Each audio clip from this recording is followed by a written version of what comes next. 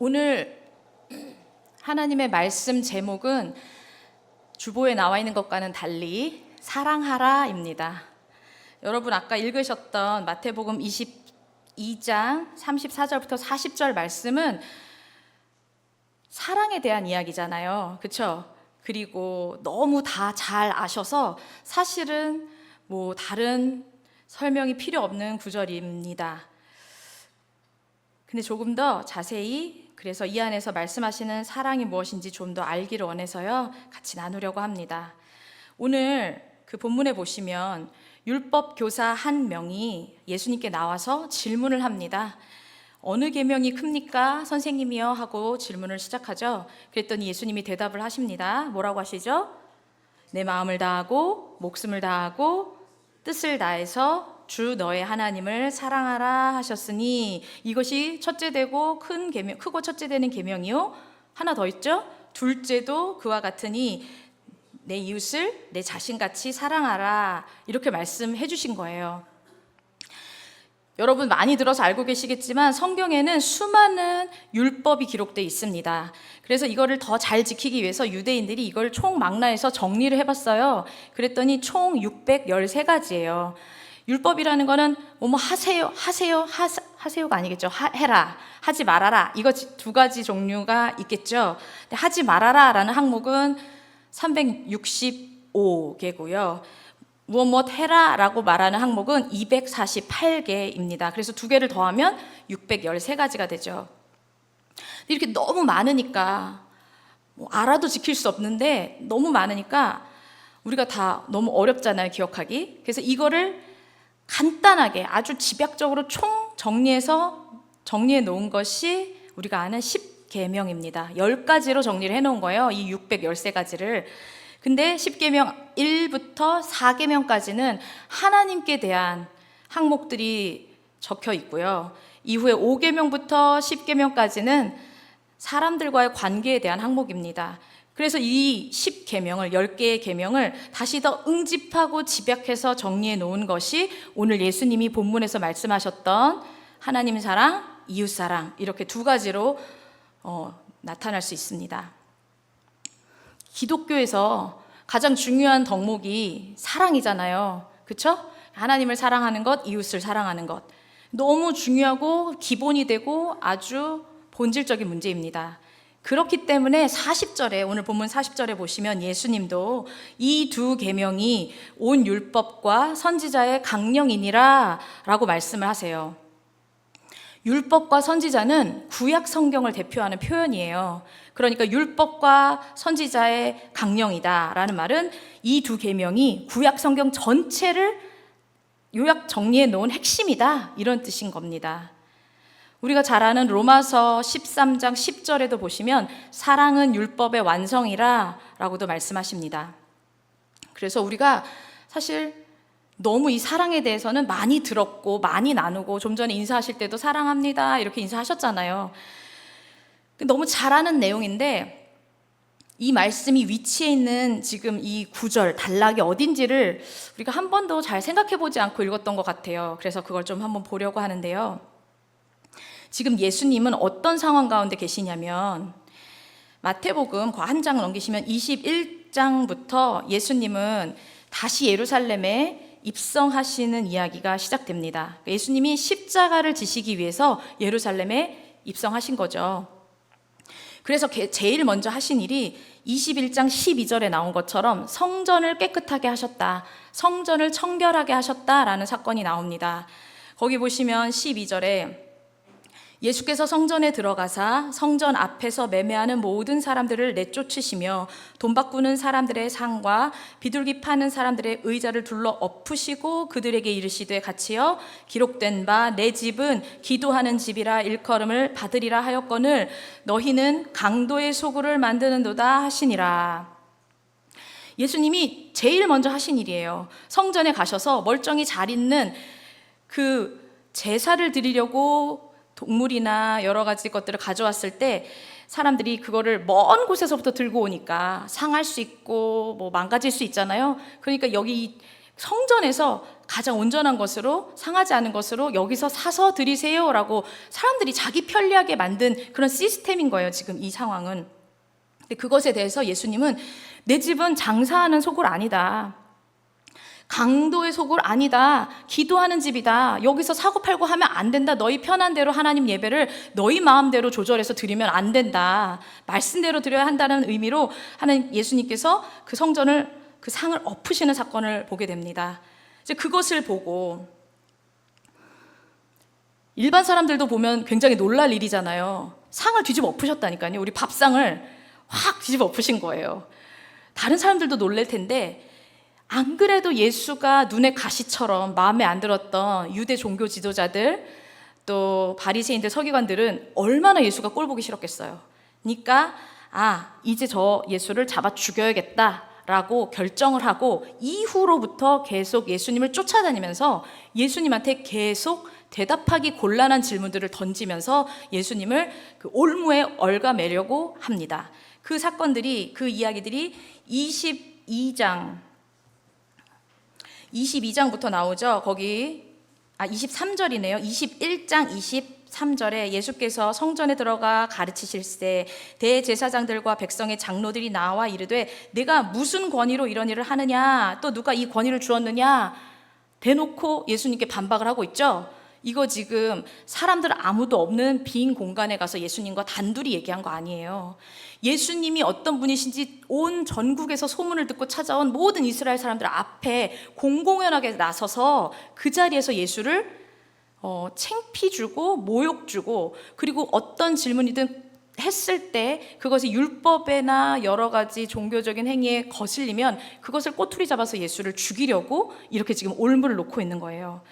여기서도 그렇고, 또 이어서 22장에 15절에 보시면, 15절에 이에 바리새인들이 가서 어떻게 하면 예수를 말의 올무에 걸리게 할까 상의하고, 그죠?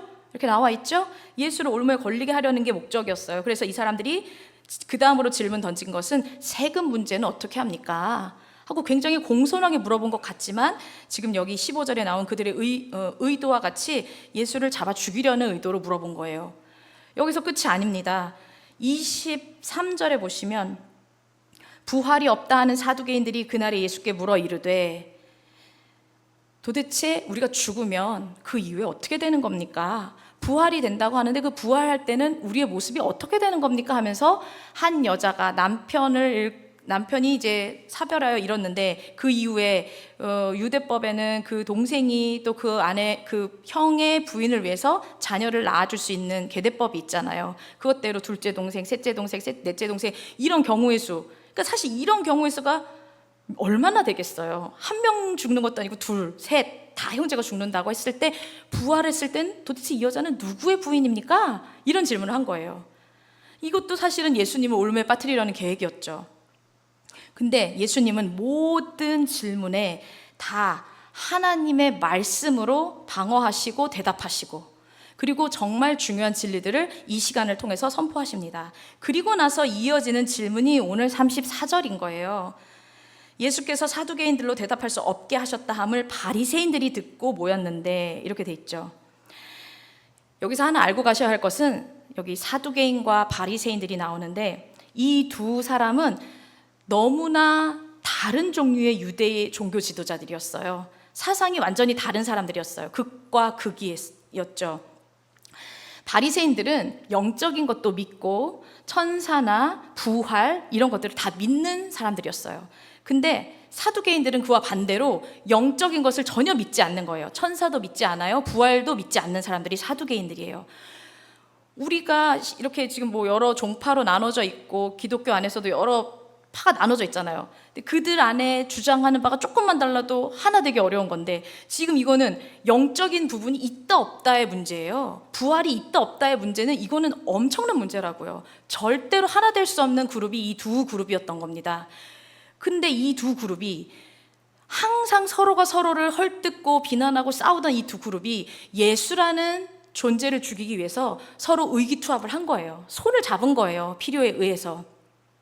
그래서 한 번은 바리새인이 공격하고 한 번은 사두개인이 공격하고 또 바리새인이 또 이렇게 막 번갈아서 공격을 하고 있는 중입니다. 근데 아까 보셨던 23절에 사두개인들이 그 부활에 대한 논쟁을 질문했을 때 예수님께서 맨 끝에 보시면 너희가 성경도 하나님의 능력도 알지 못하는 거로 오해하였도다. 부활한 이후에는 장가도 아니 가고 시집도 아니 간다 라고 하늘의 비밀을 딱 알려주셨잖아요. 이거에 대해서 아무도 더 이상 말을 할 수가 없었던 거죠. 그러니까 이 소문을 듣고 바리새인들이 다가와서 이번엔 우리 차례다 한 거예요. 그러니까 사실은 33절과 34절 사이에 기록이 되어 있진 않지만 이 행과 행 사이의 이 행간에는 너무 사이 안 좋은 이 두 집단 간에 서로 반목하는 그 미움, 질투, 그 아주 미워하는 마음들이 여기 녹아져 있는 거예요. 그러니까 한마디로 이런 마음이 숨어 있었겠죠, 바리새인들이. 역시 사두개인들은 뭣도 모르면서 까불어. 도대체 사두개인들이 할 줄 아는 게 뭐 있겠어? 그러니까 일을 이렇게 그르치지. 우리가 나서야겠다 하고서 바리새인들이 다시 나서서 질문을 하는데, 이번에는 자기 그 그룹 바리새인파 중에서 가장 율법에 뛰어난 한 사람, 어떤 것에도 걸리거나 뭐 흠이 없는 사람을 딱 한 명 딱 대표로 내세워서 예수님 앞에 질문자로 세운 겁니다. 거기 보세요. 그 중에 한 율법사가 나오잖아요. 율법사가 예수님께 나와서 얘기하고 있는 겁니다. 질문을 하죠. 근데 거기도 분명히 나와 있잖아요. 예수를 시험하여 묻되 라고 돼 있잖아요. 이 사람도 선한 의도로 나온 거 아니에요. 예수님을 계속 시험하려고 나온 겁니다. 예수님이 지금 이런 상황이 계속 연속적으로 이어지고 있잖아요. 근데 이때 이 사람들의 질문하는 의도를 모르셨을까요? 당연히 아셨겠죠. 우리도 사람 사이에 얘기를 주고받다 보면 왜 굳이 말하지 않았는데도 저 사람이 뭔가 좀 말하려는 의도가 있어서 이렇게 질문하는 것 같다 하는 거 느끼실 때가 있잖아요. 그렇죠? 우리도 느끼는데 하나님이신 예수님이 이걸 모르셨을 리가 없잖아요. 그리고 지금 여기 다 자기를 향해서 화살을 쏘려고 다가오고 있는 이 무리들을 향해서 얼마나 우리 같으면 괘씸하고 한심하고 밉고, 또 더 나아가서는 지금 이 질문에 대해 내가 잘못 대답을 했을 때 죽느냐 사느냐의 문제 가운데 놓여있는 상황인 거를 예수님도 아셨단 말이에요. 그런데도 예수님은 이 모든 상황을 다 아심에도 불구하고 오히려 이 상황을 이용해서 하나님 나라의 가장 본질적이고 중요한 진리를 선포하고 계시는 거예요. 그게 지금 내 앞에 커다란 문제로 생명의 위협을 당하고 있어도 우리 주님께서는 모든 사람이 구원을 받고 진리에 이르는 것이 우리 하나님의 목적이시잖아요. 그렇기 때문에 이 순간에도 모두가 다 나를 미워하고 화내고 죽이려고 달려드는 이 순간에도 여전히 우리 지금 여기 함께 모여 하나님 말씀을 듣고 싶어하는 모든 성도들을 향해서 이 사람들을 살리시기 위해서 하나님 나라의 진리를 가르치시는데 진심이셨다는 겁니다. 그래서 예수님이 하늘나라 가장 귀한 비밀 2개를 알려주시는 거죠. 그건 가장 큰 계명은 하나님 사랑하는 거야, 이웃 사랑하는 거야, 이렇게 알려주신 거예요. 근데 하나님 사랑을 어떻게 하라고 말씀하고 있죠? 37절에 보시면 내 마음을 다하고 목숨을 다하고 뜻을 다해라 라고 말합니다. 이 구절은 여러분이 사실 어디서 많이 본 것 같은 생각 드실 거예요. 신명기 6장 5절에 보면 쉐마라고 불려지는 구절이죠. 지금도 유대인들이 예배 드릴 때 가장 먼저 암송하고 가장 중요하게 생각하는 구절. 너는 마음을 다하고 뜻을 다하고 힘을 다해서 내 하나님 여호와를 사랑하라 라고 했던 그 신명기 6장 5절의 말씀을 예수님이 인용해서 대답해 주고 계시는 거예요. 그러니까 예수님은 본인이 본인의 뜻대로 마음대로 말씀하신 게 한 개도 없으셨어요. 사시는 삶도 그러셨고 다 하나님이 말씀해 주신 그대로 하나님 말씀을 가지고 대답하시고 사역하시고 살아내셨습니다. 근데 여기 이제 조금 더 그 뜻 하나하나를 제가 구체적으로 살펴봤는데요. 마음을 다하고라고 할 때 이 마음이라는 단어는 우리가 이제 외모, 즉 얼굴을 나타내는 단어가 카르디아라는 단어인데 이것과 완전히 정반대의 뜻을 가진 단어래요. 이 마음이라는 뜻이. 그러니까 내면에 보이지 않지만 신실하고 진실함을 가리키는 가식이 없는 이런 뜻을 가진 단어래요. 그러니까 내 하나님을 사랑해라, 마음을 다해서 사랑해라. 어떻게? 진실하게, 가식 없이 그렇게 사랑하라는 거예요. 그리고 그 다음에는 목숨을 다하라고 하시죠. 목숨이라는 단어, 푸시케, 이 단어는 호흡, 생명이라는 뜻입니다. 그러니까 하나님이 각자 우리 모두에게 주신 생명을 말하는 거잖아요. 내 생명 다해서, 내 호흡의 마지막 한 줌까지도 다해서 하나님을 사랑해라는 얘기예요. 그리고 마지막으로 뜻을 다하라 라는 말은 디아노이아라는 것인데, 생각이나 지각이라는 뜻으로 이해하고 느끼고 어떤 갈망하는 모든 인간의 기능을 다 일컫는 말입니다. 그러니까 하나님을 사랑하는데 마음과 목숨과 뜻을 다해서 사랑하라는 말은 내가 가지고 있는 모든 어떤 의식의 중심, 내가 움직일 수 있는 생명력 하나까지, 그리고 내가 생각하는 모든 지적 능력, 인격을 다해서 전인격적으로 하나님을 사랑하라 라는 말을 하고 계신 겁니다. 이게 가장 크고 첫 번째 되는 계명이라고 얘기를 하시는 거예요. 제가 이제 어린이도 그렇고 청년도 그렇고 청소년도 그렇고 제자훈련원에서 사역을 이제 하고 왔잖아요. 거기서도 이제 다른 파트의 말씀을 나눴었는데, 그때 이런 예를 든 적이 있었어요. 학생 청년들한테, 여러분 하나님을 사랑하고 섬기는 데 있어서 마음이 중요할까요? 몸이 중요할까요? 이렇게 질문을 했었어요. 여러분은 어떠신 것 같아요? 마음이 중요할까요? 몸이 중요할까요? 역시 똑똑하십니다, 우리 성도님들은. 근데 그때 학생들이 이렇게 대답했거든요. 딱 듣기에 마음, 몸 둘 중에 하나 뭐가 중요하냐고 생각하면 딱 마음이요, 이렇게 먼저 얘기를 했어요. 근데 마음이 중요하다고 했을 때 제가 그것에 대해서 예를 들었던 게, 제가 어느 목사님의 설교를 들으면서 그분이 예화를 하셨던 걸 기억하고 아이들한테 말해줬거든요. 한 교회에 장로님이 계셨는데, 이 장로님이 너무 이제 성실하게 예배 잘 드리시는 분이었는데, 하필 그 주일날 그 시간, 예배 시간에 너무 중요한 거래처와 골프 약속이 잡히신 거예요. 그러니까 이 장로님이 이제 어떻게 할까 고민하다가 목사님께 나와서 이렇게 얘기를 드렸대요. 목사님, 제가 너무 하나님 사랑하고 예배하길 원하는 거 알고 계시죠? 그런데 제가 이번 주에는 정말 불가피하게 절대 빠질 수 없는 그 골프 약속에 가야만 합니다. 그러니까 목사님, 제가 마음은 여기 있을 테지만 몸은 골프장에 가 있겠습니다. 이해해 주세요 했을 때 이 목사님이 이렇게 얘기하셨대요. 아니요, 장로님, 마음이 더 중요하니까 마음을 거기 골프장에 보내시고 몸이 여기 앉아 계시면 돼요. 제가 양보할게요. 이렇게 얘기하셨대요. 몸이 중요한 거예요, 마음이 중요한 거예요? 몸이 중요하다고 또 그렇게 아이들이 바로 그럼 몸이요, 이렇게 대답을 하더라고요. 그럼 이제 또 제가 이런 예를 들었죠. 여러분도 목사님 그 간증 많이 들어보셔서 아시겠지만, 저희 목사님이 이전에 청년 때, 그러니까 신학을 하실 생각도 없으셨을 때, 교회에 아침 문 여는 것부터 교회 마지막 저녁 예배 문 닫는 시간까지 다 봉사하시고, 찬양인도, 성가대 지휘, 교사, 나중에 마지막 청소 줄 맞추는 것까지 다 하고 가셨대요. 이제 그렇게 하는 청년이 한 명 있었다고 합시다. 근데 그 청년이 정말 우리 목사님이 하신 것처럼 아주 새벽부터 와서 밤 늦게까지 시키지도 않았는데 교회 일을 다 했어요. 근데 마지막에 나갈 때 교회에 보면은 의자에 누구누구 자리라고 써 있진 않죠. 그렇지만 사실 대부분 거의 고정석이잖아요. 그렇죠? 지금도 항상 앉으신 자리에 앉으시잖아요. 이제 그 분이 청소를 하다 보니, 어떤 의자에서는 마셨던 물컵이 나오고, 어떤 의자에서는 이 주보가 막 나오고, 어떤 데는 과자 부스러기 처음엔 참았지만 그게 한 주, 두 주 쌓이고 또 쌓이고 또 쌓이다 보니 열이 받았죠. 그래서 그 사람이 막 뚜껑 열려서 화내면서 청소를 다 하긴 했어요. 끝까지 줄도 다 맞췄어요. 그리고 문을 딱 닫고 나갔는데, 그럼 이 사람은 몸으로는 청소를 다 한 거죠. 몸으로는 아침 새벽부터 저녁까지 제일 충성 봉사했는데 마음은 지키지 못했던 거잖아요.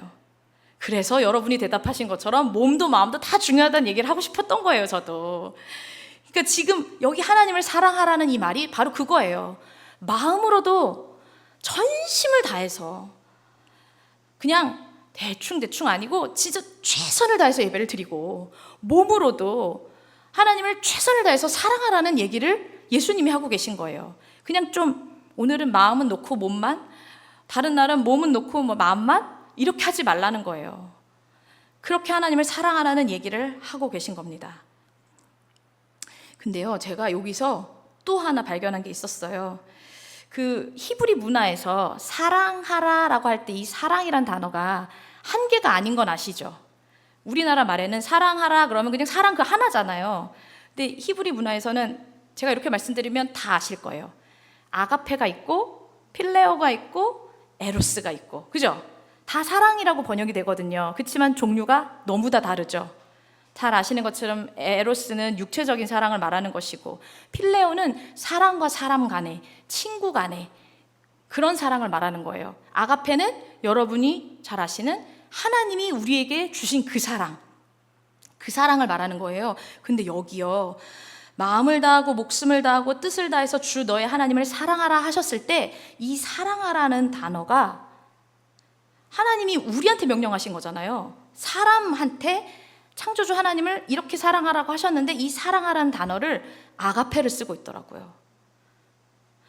이 아가페라는 단어에 대해서 제가 좀 더 실제적으로 표현해드리면, 이 똑같은 아가페의 사랑에 대해서 어느 구절에서 같이 쓰고 있냐면요, 여러분 너무 잘 아시는 요한복음 3장 16절 다 외우시죠? 해볼까요? 시작. 하나님이 세상을 이처럼 사랑하사 독생자를 주셨으니 이는 그를 믿는 자마다 멸망하지 않고 영생을 얻게 하려 하심이라. 아멘. 여기 지금 하나님이 세상을 사랑하셨는데 어떻게 사랑하신 거예요? 이처럼 사랑하셨는데 어떻게 사랑하신 거예요? 자기에게 딱 하나밖에 없는 독생자 예수를, 죄를 알지도 못하시는 그분을, 죄투성이인 우리, 머리부터 발끝까지 다 죄투성이인 우리를 위해서 죽기 위해 보내주셨다는 거예요. 그게 하나님 사랑인 거래요. 그 독생자 사랑을 믿는 사람마다 멸망하지 않고 영생을 얻게 하시려는 게, 이게 하나님의 온 인류를 향한 뜻인 거예요. 근데 거기서 쓰는 하나님이 우리에게 자신의 아들을 죽기까지 내어주셨던 그 사랑으로 하나님을 사랑하라고 지금 마태복음 22장에서 말씀하고 계시는 거예요. 이거 우리가 할 수 있을 사랑일까요? 로마서 5장에 예수님이 우리를 위해서 죽으신 죽음에 대해서 이렇게 말하잖아요. 우리가 아직 연약할 때, 여기서 끝이 아니었죠? 우리가 아직 죄인 되었을 때, 우리가 아직 원수 되었을 때 예수께서 우리를 위해서 기꺼이 죽으셨다 라고 기록이 돼 있잖아요. 여러분, 그 사랑으로 사랑하려면, 우리 하나님을 그렇게 사랑하는 거는 정말 우리도 정말 싫어하고 꼴도 보기 싫은 사람, 그냥 좋아하는 사람들 말고 정말 너무 싫어, 진짜 쟤랑은 나랑 코드는 1도 안 맞아, 말도 섞고 싶지 않아 하는 그런 사람들, 심지어는 우리 목사님이 늘 예화를 드실 때 이렇게 표현하시죠. 내 등에 칼을 꽂을 정도로 배신을 때렸던 그런 사람들을 향해서도 죽을 수 있는 그런 사랑으로 하나님을 사랑하라는 거예요. 근데 어떻게 우리가 이런 사랑을 할 수 있겠어요? 근데 여기서 끝이 아니더라고요. 그 다음에 두 번째 계명, 예수님이 두 번째로 큰 계명이다 말씀하셨던 것, 내 이웃을 내 자신같이 사랑하라 하셨던 이 사랑하라도 똑같이 아가페를 쓰고 있었어요. 그러니까 이웃을 사랑하는 것, 내 옆에 사람을 사랑하는 것도 예수 그리스도가 죄인된 우리들을 위해서 자신의 목숨을 버리고 그냥 죽으신 게 아니라 이 세상에서 가장 잔인하다고 말하는 그 십자가 형벌로 돌아가신 거잖아요. 마지막 물과 피 한 방울까지 다 흘리고 돌아가셨던 그 사랑. 근데 그것도 나를 막 다 사랑하고 다 받아들여주고 항상 할렐루야 하는 그 사람들이 아니었잖아요. 피조물 주제에 창조주를 배신하고 원수 되어서 살아가고 있던 우리 모두를 향해서 보여주신 그 사랑으로 이웃을 사랑하라고 말씀하신 거예요. 근데 요즘 젊은 사람들 중에서는 이 말씀을 이렇게도 이해를 하는 사람들이 많더라고요. 내 이웃을 내 자신같이 사랑하라. 이 말은 그럼 이웃을 사랑하는데 내 자신을 사랑했던 것처럼 사랑하라는 거구나. 그럼 이 두 가지 말의 선후 관계를 따지자면 내 자신을 먼저 사랑하는 게 더 중요한 거구나, 더 필요한 거구나. 맞아. 요즘 우리 청년들, 우리 학생들, 우리 젊은 사람들 다 얼마나 살기 힘들어요? 시험이 연속이고 그렇게 열심히 준비해도 그에 합당한 결과를 받을 거라는 보장도 하나 없고, 그래서 막 이렇게 저렇게 힘들게 살아가고 있는 게 맞잖아요. 현실이 맞잖아요. 근데 그럴 때 그런 청년들, 젊은 사람들을 위로해주는 마음으로 내 자신을 듯이 이웃을 사랑하라고 했으니까 여러분 자신을 먼저 사랑하셔야 돼요. Love yourself. 이거를 먼저 하셔야 돼요. 이 얘기를 먼저 하면 들을 때 어떠세요? 맞아. 너무 듣기 좋잖아요. 좋은 말이잖아요. 진짜 중요하죠. 그래, 맞아. 요즘 젊은 사람들 특히 젊거나 나이 드시거나 상관없이 맞아, 내 자신을 사랑하지 못해서 우울증에 빠져 있는 사람, 자살하는 사람도 너무 많으니까 하나님이 진짜 나를 사랑하라는 걸 먼저 우선순위에 두라고 주신 말씀이구나 라고 이해하시기도 해요. 근데 이 지금 두 번째 계명을 아주 틀리게 이해하신 거는 아니에요. 그렇지만 이 두 번째 계명에, 제가 첫 번째 계명에도 두 번째 계명에도 계속 반복적으로 쓰이고 있는 이 아가페 사랑, 하나님 사랑이 뭔지를 아시고 깨달으신 분이라면 다 표현할 수 없는 넓이와 크기와 깊이의 사랑을 어떻게 그냥 나 한 사람, 지금 내 우울함과 내 지금 해결할 수 없는 문제들, 속상함을 위로하는 정도의 수준에서 그치시겠어요? 그 수준을 뛰어넘는 사랑인 거예요, 이거는. 그러니까 사람들은 자기 자존감을 먼저 형성하라는 정도의 수준으로 이 말씀을 읽고 넘어갈 때가 많다는 거예요. 근데 아니요. 이것은 하나님의 은혜, 나를 대속해 주신 은혜, 나를 죽을 수밖에 없는 죄의 상황에서 예수라는 값으로 사셔서 속량해 주신 그 은혜, 그래서 다 말할 수 없고 다 표현할 수 없는 그 놀라운 은혜 속에서라야만 완성이 되는 그런 말의 뜻입니다. 그래서 이 본문이 지금 마태복음에 나와 있죠. 요거랑 같은 내용이 평행 본문이라고 하는데 마가복음에도 나오고 누가복음에도 나와요. 근데 이 시간에 한번 누가복음으로 가셔서 요 내용을 좀 더 확장해서 한번 보시길 원합니다. 누가복음 10장에 25절부터 28절에 기록되어 있습니다. 누가복음 10장 25절 28절. 여기서 내 이웃을 사랑하라고 하셨는데 그럼 이웃이 누구까지인가 대한 내용을 예수님이 한 번 더 설명을 하시는 내용이 기록되어 있거든요. 너무 다 잘 아시는 내용이에요. 눈으로 보시면 됩니다. 선한 사마리아인에 대한 이야기가 나오죠. 내용은 이렇죠. 어떤 사람이 예루살렘에서 여리고로 내려가다가 강도를 만났어요. 그 강도가 그 사람을 옷을 다 벗기고 거의 죽기 직전까지, 막 죽기 일보 직전까지 때리고 그냥 버리고 가버렸어요. 이렇게 버려진 사람을 지나가고 있던 한 제사장이 봤어요. 그리고 한 레위인이 봤어요. 근데 이 사람들이 보고 피해서 지나갔다고 써 있어요. 거기 성경에 보시면 보고 피해서 지나갔다, 보고 피해서 지나갔다. 그러니까 알고도 죽을 지경에 놓였다는 걸 보고도 오히려 멀리 돌아서 갔다라는 말의 뜻이더라고요. 근데 그때 사마리아인이라는 한 사람이 여행을 하다가 이 사람을 만났는데 보고서 달려와서 이 사람에게 기름과 포도주를 발라서 상처를 먼저 치료해주고, 거기서 끝이 아니라 이 사람을 자기가 타고 온 짐승 위에 태워서 가까운 주막, 요즘 말로 하면 여관이겠죠? 그곳에 데리고 가서 그곳에서 하루 동안 또 보살펴줘요. 그리고 나서 그 다음 날에는 이 사마리아 사람이 자기가 떠나야 하니까 이 여관, 주막 사람 주인에게 돈을 주면서 이 사람을 돌봐주세요 라고 부탁을 하죠. 그리고 만약 이 사람을 돌봐주는데 비용이 더 들거든, 내가 준 이 돈보다 더 들거든, 청구해 놓으세요. 제가 돌아와서 다 갚아주겠습니다 라고 얘기를 해요. 이렇게 예수님이 이 이야기를 하시면서 이 질문을 한 사람 율법 교사에게 다시 되질문을 하시죠. 그러면 누가 여기서 이 강도 만난 자의 이웃이 되겠느냐?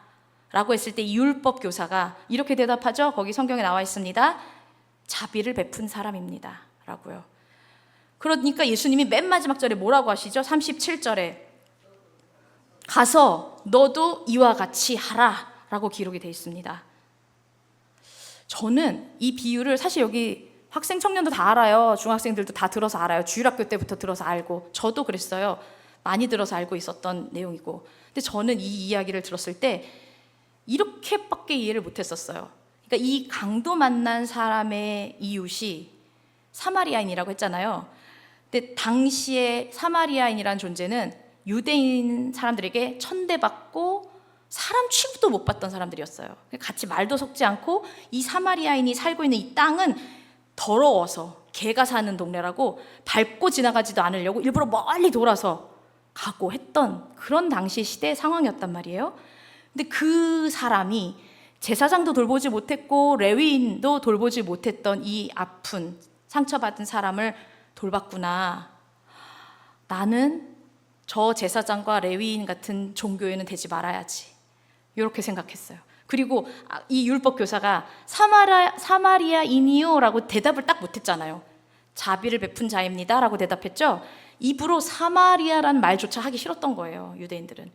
그렇게 진짜 천대받던 이 존재가 이런 일을 했구나. 나는 아무리 이 사람이 뭐 신앙적으로 어떻든지 상황이 어떻든지 상관없이 똑같이 평등하게 보고 사랑해줘야겠구나. 이 정도로 이해했었어요, 저는 이 비유를.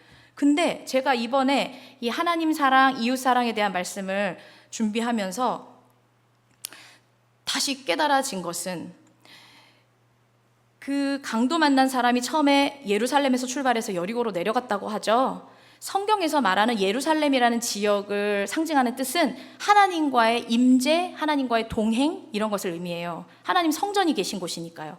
여리고라는 지역을 성경에서 비유로 표현할 때는 악한 곳, 세상, 이런 것으로 비유로 표현을 합니다.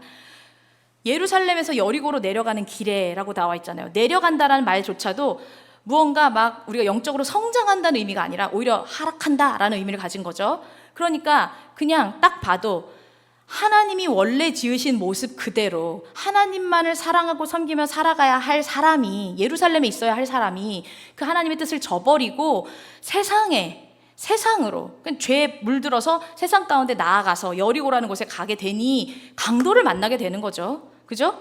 그래서 죽을 위험에 처했죠. 거의 죽었어요. 근데 이 사람이 그냥 불쌍한 어떤 한 사람 정도로 보여진 게 아니라요, 내가 그 사람을 도와줘야 한다는 그 수준에서 이해한 게 아니라요, 제가 하나님 사랑, 이웃 사랑 할 때 이 아가페 사랑이라고 말씀을 드렸잖아요. 이 사랑을 보다 보니 이 강도 만난 사람이 나구나. 하나님이 처음에 창조하셨을 때 우리 사람을 하나님과 같이 거룩하게, 그리고 하나님의 아들들이 돼서 하나님의 은혜의 영광을 찬양하게 만드셨잖아요.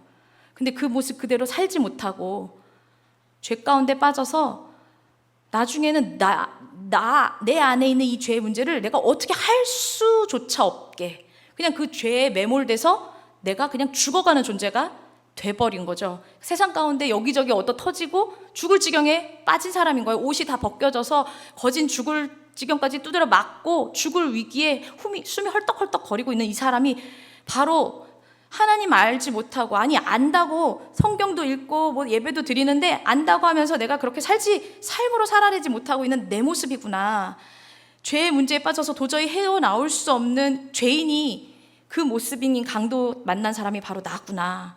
근데 우리가 죄의 문제를 해결하려면 피 흘림이 없이는 죄사함이 없다고 했잖아요. 죽어야 끝나는 건데 그 죄인인 내가 죽어봤자 아무 소용 없어요. 오히려 그 죽음은 그냥 지옥으로 갈 뿐이에요.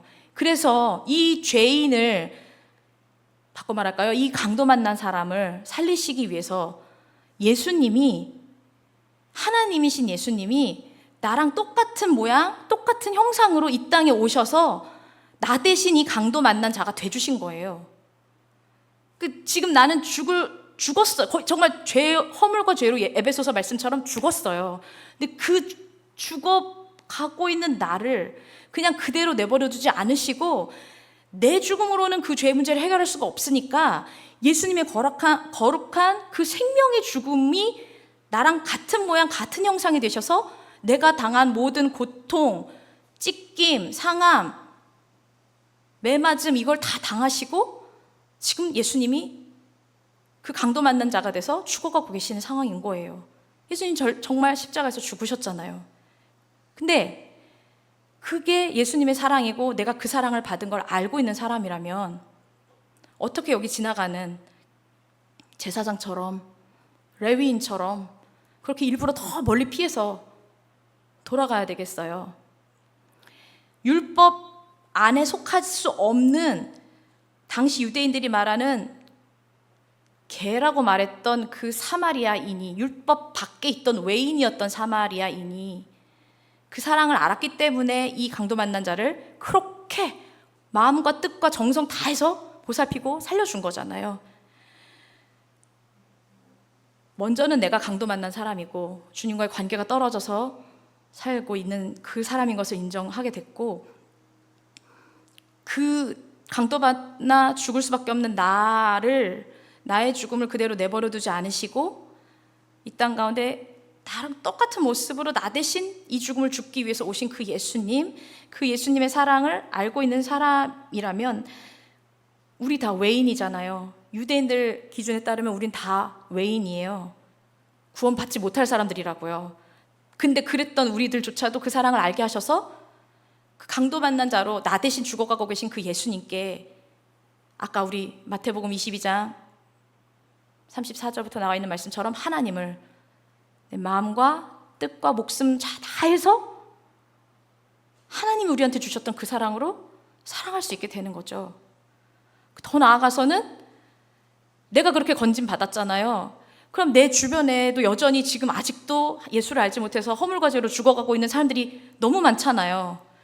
그 사람들에게 나도 그 은혜를 받은 사람답게 그 사마리아인처럼 예수님이 우리에게 보여주셨던 그 사랑으로 살려내는 사랑을 할 수 있어야 된다는 그 은혜가 깨달아졌습니다.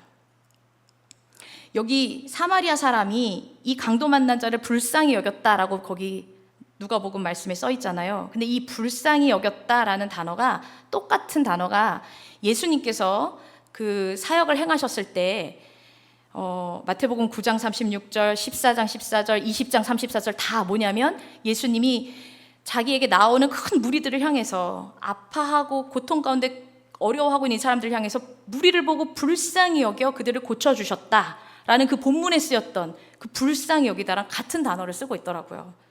그러니까 내 연민, 내 동정에 빠져서 강도 만난 사람이 그냥 나 같은 존재이구나까지 생각하신 것도 참 잘했지만, 거기서 끝나서 그냥 나는 이런 불쌍한 존재지, 그러니까 나부터 사랑해야 돼 해서 끝내는 게 아니라, 그런 나같이 죽어 마땅한 내 존재를 불쌍히 여겨서 구원해 준 그 사마리아인, 즉 율법 밖에 있는 자가 오히려 은혜를 아는 자라고, 그 은혜를 아는 자가 돼서 그 죽어가는 나 대신 나랑 같은 모양 같은 형상으로 이 땅에 죽기 위해 오신 예수님을 만났더니, 그런 그가 보여주신 그 사랑을 똑같이 베풀면서 나도 살고 남도 살리는 그런 사랑의 결과를 가져올 수 있었다는 거예요. 그러니까 그 긍휼한 마음, 그 아가페 사랑으로 살아가며 살아야 할 사람이 바로 나라는 사실을 제가 오늘 이 본문 말씀에서 깨닫게 됐습니다. 말씀이 끝났어요. 정리만 하자면, 율법은 지키라고 주신 게 아닙니다. 그럼 왜 율법을 주셨을까요? 하나님이 그렇게 많이. 율법을 대할 때마다 내가 얼마나 죄인인지 깨달으라고 주신 거예요. 로마서 3장 20절에 이렇게 나와 있죠. 율법의 행위로 그의 앞에 의롭다 하심을 얻을 육체가 없나니 율법으로는 죄를 깨달음이니라. 율법은 죄를 깨달을 수 있는 통로로 주신 거예요. 여러분 여기 계신 분들 다 신앙생활 오래 해오셨잖아요. 그럼 아시잖아요. 내가 하나도 할 수 없다는 거 아시잖아요.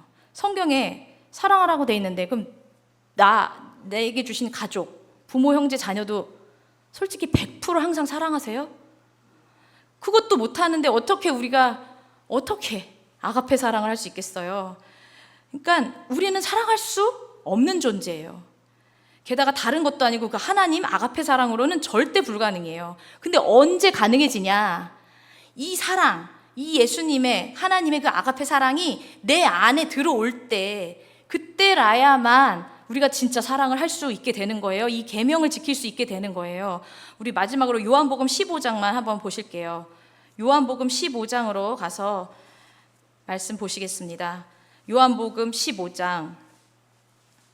여기는 예수님 포도나무, 우리 아버지는 농부, 우리는 가지라고 비유한 말씀이 나와 있는데요. 7절에, 요한복음 15장 7절을 같이 읽겠습니다. 시작.